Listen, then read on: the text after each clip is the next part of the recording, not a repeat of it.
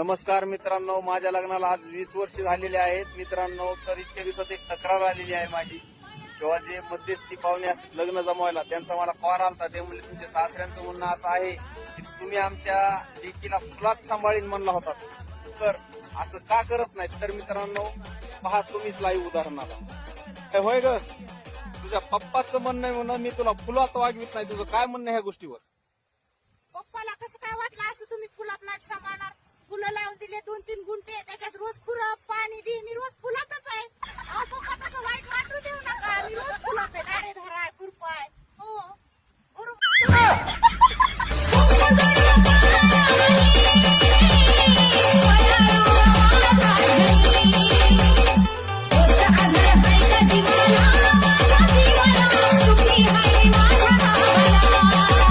ऐकलं ना?